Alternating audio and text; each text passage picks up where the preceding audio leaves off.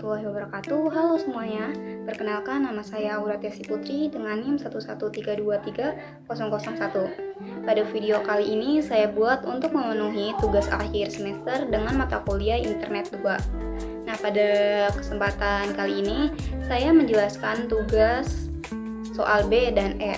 Soal B ini mengenai perintah switch dalam PHP. Mari kita mulai pembahasannya. Baik, kita langsung masuk ke pertanyaan pertama. Apakah itu perintah switch dan untuk apa perintah switch digunakan?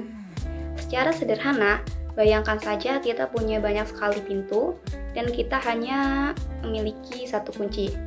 Daripada kita mencoba kunci itu satu persatu di setiap pintu seperti struktur if else, perintah switch ini seperti kita langsung menuju ke nomor pintu yang cocok dengan kunci kita. Jadi, perintah switch adalah sebuah struktur kontrol atau percabangan dalam PHP yang digunakan untuk menyederhanakan rangkaian kondisi if else yang panjang. Tujuannya ini adalah untuk mengeksekusi blok yang berbeda tergantung pada satu nilai variabel atau ekspresi yang sama. Ini membuat kode kita lebih rapi, lebih struktur, dan lebih mudah dibaca ketika kita berhadapan dengan banyak kondisi yang berbeda. Sekarang kita lanjut ke pertanyaan kedua. Bagaimanakah bentuk umum atau sintaks penggunaan perintah switch yang benar? Bentuk umumnya sangat terstruktur. Saya akan langsung buat contohnya di sini.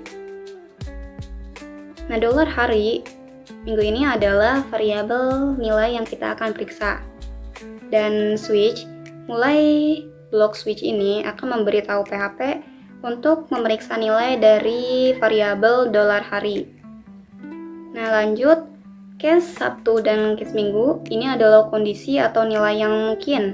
Jika nilai dolar hari cocok dengan salah satu case ini, maka kode di bawah akan dieksekusi. Dan break ini adalah perintah paling penting dalam switch. Fungsinya untuk menghentikan eksekusi dan keluar dari blok switch setelah kondisi yang cocok ditemukan. Dan default ini sama seperti else. Jika tidak ada case yang cocok, maka blok default ini akan dijalankan. Mungkin penjelasannya seperti ini. Yang pertama itu switch atau hari. Kita memberitahu PHP bahwa variabel level nilailah yang akan menjadi acuan. Dan yang kedua itu case, harinya. Setiap case adalah satu kemungkinan nilai dari variabel hari. Jika cocok, maka kode di bawah akan dieksekusi. Yang ketiga itu break. Perintah ini sangat krusial. Fungsinya untuk keluar dari struktur switch setelah menemukan case yang cocok dan mengeksekusi kodenya. Dan yang terakhir itu default. Ini adalah perintah terakhir, mirip seperti else. Blok ini akan dieksekusi jika tidak ada satupun case yang cocok dengan nilai variabel. Nah, jika kita jalankan di browser, hasilnya akan seperti ini. Lalu kita lanjut ke pertanyaan terakhir, apakah yang terjadi jika kita lupa menambahkan perintah break pada perintah switch? Nah, ini adalah kesalahan umum yang sering terjadi dan efeknya cukup unik. Mari kita simulasikan. Di sini saya akan menghapus perintah break-nya. Ini kita ubah nilainya ke Sabtu untuk melihat efeknya. Dan perhatikan, perintah break di sini sengaja dihapus. Lalu kita lihat hasilnya pada browser. Nah, lihat outputnya sekarang menampilkan pesan untuk Sabtu dan juga pesan untuk Minggu. Jadi, yang terjadi adalah PHP akan terus mengeksekusi semua perintah case di bawahnya tanpa peduli nilainya cocok atau tidak, sampai ia menemukan perintah break. Fenomena ini disebut fall through atau jauh melewati. Ini biasanya menyebabkan bug atau logika yang salah dalam program kita, karena program melakukan hal-hal yang tidak kita inginkan. Itulah mengapa penggunaan break di setiap akhir case sangatlah penting untuk memastikan hanya kode yang relevan yang dijalankan. Baik, kita lanjut ke soal yang E, yaitu soal praktek. Di sini dijelaskan bahwa sebuah PT Bank Jago ingin membuat web program yang menjalankan sebuah status pinjaman untuk para nasabah. Dengan ketentuan, jika golongan nasabah prioritas dan batas pinjaman yang kurang dari 1 juta dan statusnya disetujui, maka akan diberikan pinjaman sebesar yang diminta. Kemudian prioritas lagi lebih dari sama dengan 100 juta dan disetujui, maka hanya bisa mendapatkan 100 juta. Kemudian ada golongan nasabah silver, dan jika dia meminta kurang dari 50 juta dan disetujui, maka akan mendapatkan sebesar yang diminta. Dan yang terakhir juga ada silver, lebih dari sama dengan 50 juta. Apabila disetujui, maka hanya akan mendapatkan 50 juta saja. Lalu, apapun itu golongan nasabahnya, mau silver ataupun prioritas, dan batasannya berapapun, jika ditolak maka hasilnya sama dengan 0. Dan ini ada contoh soal prakteknya. Lanjut, di sini sudah ada flowchart-nya. Kita memulai dengan start atau program dimulai. Lalu di sini kita memasukkan 4 data secara berurutan, yaitu nama nasabah, golongan, permohonan pinjam, dan status. Lalu kita di sini memasukkan inputnya sama nama nasabah, golongan, permohonan pinjaman, dan status. Lalu apakah status sama dengan ditolak? Nah, jika jalur ini benar, jadi program lanjut ke langkah 4. Jika jalur salah, ini akan berarti disetujui. Program akan melompat ke langkah 5. Lalu penetapan nilainya, nilai variabel pinjaman diberikan diatur menjadi 0. Setelah ini, program langsung menuju ke N tanpa menampilkan output apapun.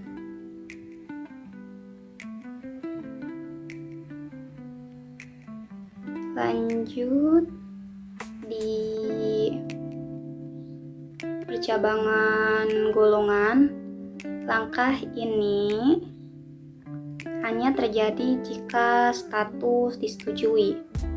Program memeriksa apakah golongan sama dengan prioritas.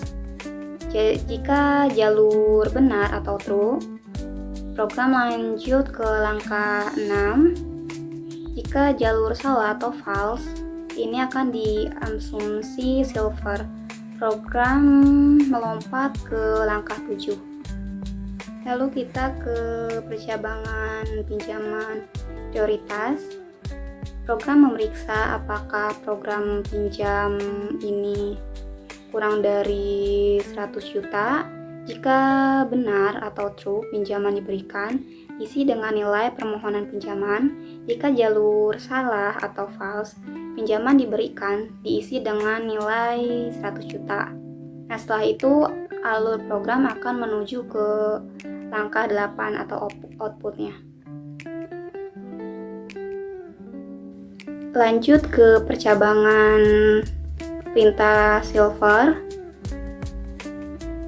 Apakah program perintah permohonan pinjam ini kurang dari 50 juta? Jika benar atau true, pinjaman diberikan diisi dengan nilai permohonan pinjam. Jika salah atau false, pinjaman diberikan diisi dengan nilai 50 juta. Lalu outputnya atau keluarannya ini, jika statusnya disetujui, maka program menampilkan di sini ada nama nasabah, golongan permohonan pinjam, status pinjaman yang diberikan. Lalu di akhiri dengan program end atau selesai dan program berakhir. Kita lanjut ke praktek selanjutnya, yaitu membuat script webnya. Di sini yang pertama kita membuka soundnya dulu, kemudian start Apache, kemudian kita membuka Notepad++. Nah, ini dia hasil yang saya coba buat. Tapi di sini saya akan membuat yang baru dan akan mengulang dan mengetik kembali. Lalu saya akan menjelaskannya satu persatu. Kita klik new, selanjutnya kita ubah menjadi PHP. Nah, di sini kita bisa lihat kita akan membuat forum HTML-nya dulu. Dimulai dari headnya, kita isikan title, kemudian di sini saya akan memasukkan project UASA Uratiasi Putri, yaitu nama saya sendiri. Kemudian kita langsung ke bagian body dan bagian font. Nah, karena di sini ada sebuah PT, jadi lebih pantasnya kita menambahkan fontnya. Yang pertama yaitu ada H1. H1 yaitu header 1. Ini akan memberikan sebuah judul di bawah halaman web. Jika yang ini di atas, ini akan menjadi di bagian bawah web. Jadi di sini saya membuat judulnya formulir pemohonan pinjaman Bank Jago. Dan jangan lupa kita memasukkan metodenya, yaitu metode post. Yang pertama itu kita menambahkan label, kemudian for,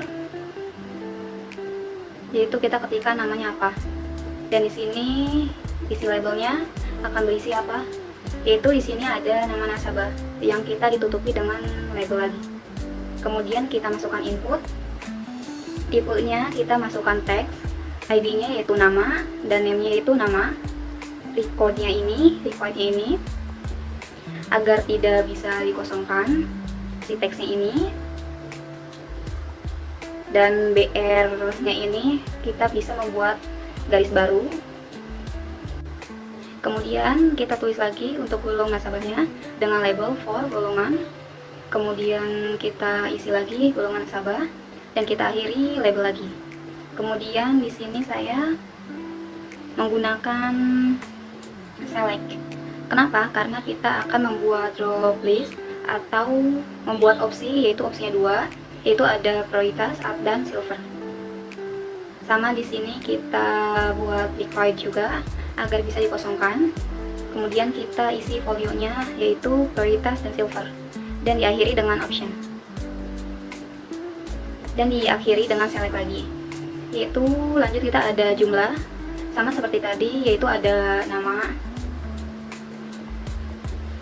Kemudian di sini kita tambahkan sama menggunakan select juga.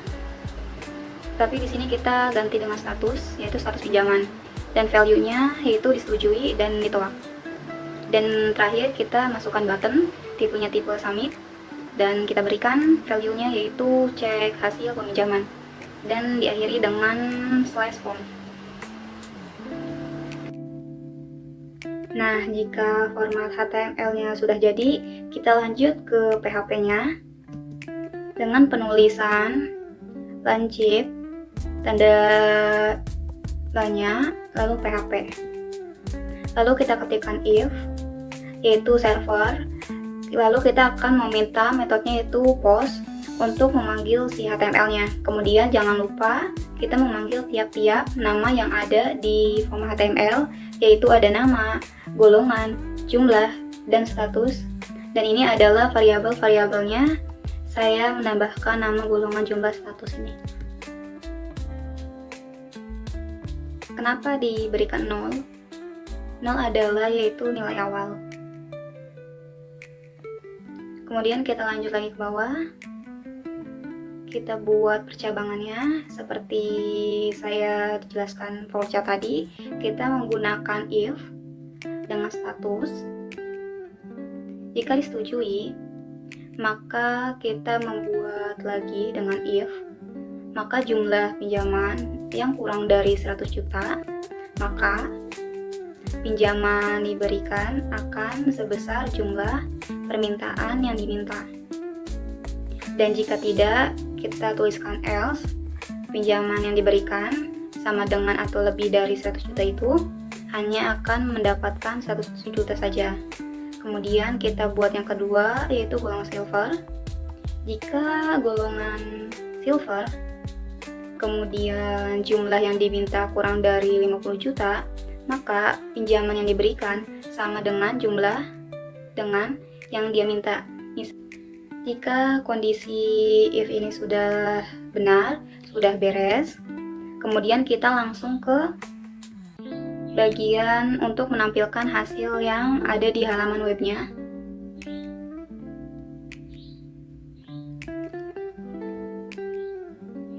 Kita langsung gunakan echo, yaitu ada H1, kita gunakan lagi hasil analisis kredit Bank Jago, yaitu kita tutup lagi H1 untuk memberi judulnya lagi. Kemudian ada nama nasabah, kita beri variabel nama, dan kita gunakan bar lagi untuk membuat garis baru. Kemudian ada golongan, kemudian masuk golongan juga, kemudian ada BR, dan seterusnya kita sama. Ada status, ada pinjaman diberikan, ada echo B di sini. Kenapa? Karena di B di sini akan terlihat bold supaya membedakan saja. Jadi dibuat oleh, ini kita buat bold dan dikasih BR lagi. Di sini yang terakhir ada echo nama siswa, di sini ada nama saya dan echo NIM, dan ini NIM saya. Kemudian tutup kurung awal yang di atas ini, dan tutup PHP dan ditutup dengan HTML. Jika sudah, kita Ctrl S atau Save As. Kita gunakan ekstensi PHP. Setelah sudah, kita langsung coba aja. Kita buka web browser, kita tulis saja langsung localhost, kemudian nama file kita, tempat menyimpan file kita tadi. Lalu kita cari tugas kita. Nah, lalu sudah muncul. Lalu kita lihat contoh tadi. Nah, di bagian ini ada contoh hasil soal praktek. Langsung saja kita contohkan saja. Di sini ada Atika, golongannya prioritas. Kemudian memohon pinjamannya 75 juta dan disetujui, dan hasilnya itu diberikan 75 juta. Kita coba di web. Kita ketikkan Atika, prioritas 75 juta, disetujui, dan kita cek hasilnya. Nah, di sini sudah muncul hasil kreditnya. Nama nasabahnya Atika, prioritas, permohonannya 75 juta, status disetujui, dan diberinya 75 juta. Dibuat oleh mahasiswa Auratiasi Putri dan NIM-nya juga. Mungkin kita coba lagi contoh yang kedua. Di sini ada Farhan, prioritas, pinjamannya 120 juta, disetujui, dan diberikan pinjamannya itu 100 juta. Mari kita coba di webnya. Farhan,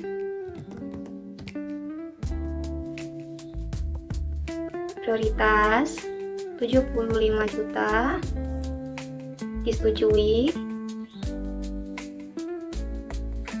pinjaman diberikan. Nah, ini dia hasilnya. Baik, itu saja yang dapat saya sampaikan. Mohon maaf bila ada yang salah. Terima kasih. Wassalamualaikum warahmatullahi wabarakatuh.